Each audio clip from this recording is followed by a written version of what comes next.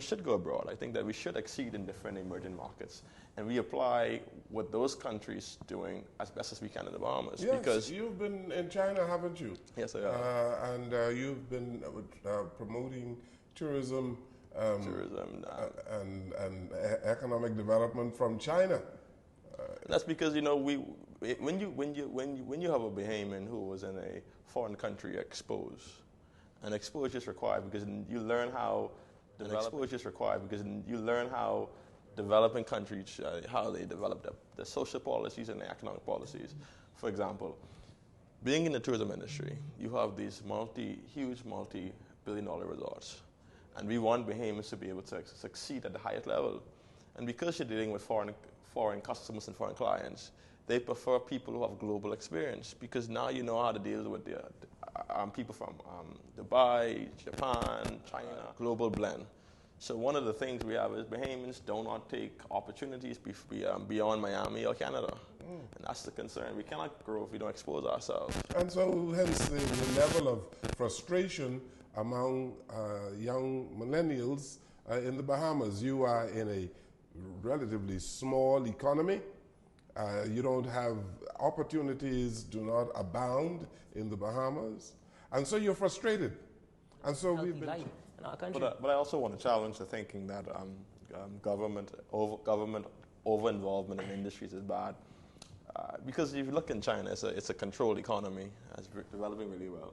I think the challenge with the Bahamas is we are a political economy. And our politics somehow, in most instances, get in the way of our development. Because we lack continuity, how could you have a government commission a study on how to develop the Grand Bahama, spend millions on the study on how to develop a Grand Bahamian economy, a new government comes into place, and you totally disregard what they call development by research. So I think the challenge we have is politics get in the way of how we develop our economy. Continuity of government is the problem, right? Yes. You know, one of the big things about China, Mr. Rahming, all right, the Chinese have a planned economy. I mean, my view is this. If we can't achieve 3% growth, you will continue to have economic anxiety. Yes, that 1%, that 1.5%, that 2%, you're not making any movement. I think, too, the tourism economy, the tourism-based economy has done some good, but there's been some negative impact as well. I think when you have an economy where it's a very low-skilled economy, low-skilled industry where you don't do, I think two things. We have a productivity problem, a educational economy where people invest in the Bahamas because we have the smartest labor force. We don't make anything, so we have to be able to produce citizens who are really educated, who are really innovative, like you said, where people want to invest in it. Okay, we got to pick that up, but let's take a break here. Our program is Jones and Company. Quentin Lightburn and Latrae Rahming are our guests on the program today. We'll come right back. Encouragement is this. I watch for when I used to be attached to the former PM. He would go into the family islands and he would funeralize these great Bahamians who born in an age where they had little education, little resources, but they did so much to develop the Bahamas.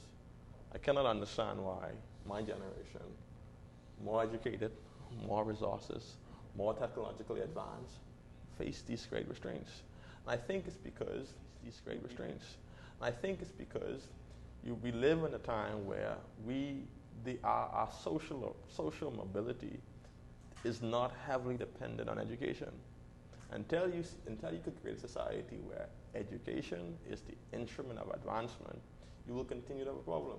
So I believe that we have to find a way to have a conversation amongst ourselves as pairs to say that, there was a generation before us that did less, that you could get through things, right?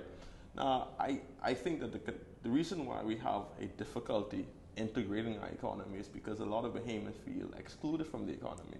So excluded, let me make my point, right? Until you can have an economy where people believe that they are part of the Bahamian economy, you're going to have a difficult time selling someone else to be part of it. If I don't feel like I'm advancing a part of the economy, then it's going to be very difficult because I don't feel secure. Explain. I think when people, even as simple as we have a conversation about the challenges with BPL, right? When the PLP left office, we left office with a plan in place. A structured plan headed by Wendal, Kevin Baston, commissioned by the Prime Minister. What you have now is a administration that decided to go a different route. And I think that we are paying the consequences for policy inconsistency. Among young people. Yes. You all doing that? No, but I think, we play a bigger role beyond securing young people for our party. Many young persons, people, whether you believe it or not, are the key shapers of the PLP today. Whether it's from a public relation perspective, a policy perspective, event perspective, young people play a very huge role in the party. Even on our platform committee, many of it is populated with young persons from different expertise. 2 years out, the party suffered one of its big defeat in party's history. I think now you have this form of economic anxiety where young Bahamians feel like the country isn't moving. There's a sense of being stagnant.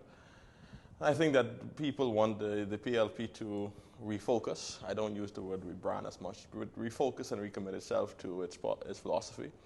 And I think that our party has been set in that direction. Coming out of our last convention with the theme to all PLP supporters that the party understands its mandate, its mission, and we want to garner that kind of support to move the party forward. So the political temperature right now in the country is a sense that we aren't progressing. We are not progressing. We're not progressing, no. I see. In the last convention, one of your members of Parliament, Glenys Martin, talked about progressivism, and that the philosophy.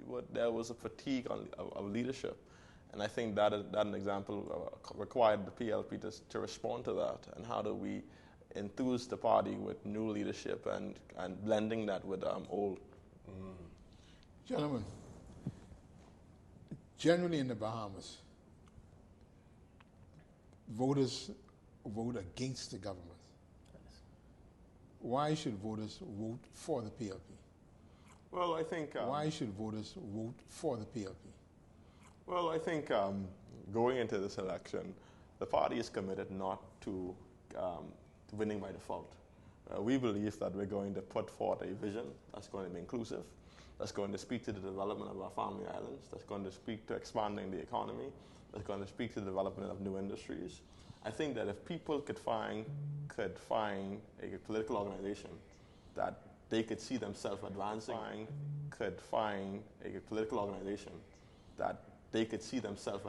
in, I think that the PLP have a competitive edge by simply running a campaign that focuses on putting a pathway forward for Bahamians to succeed. You know, Go ahead, Keith. one of the things I see, gentlemen, is that governments need to work for the people. Let me tell you why. It is extremely difficult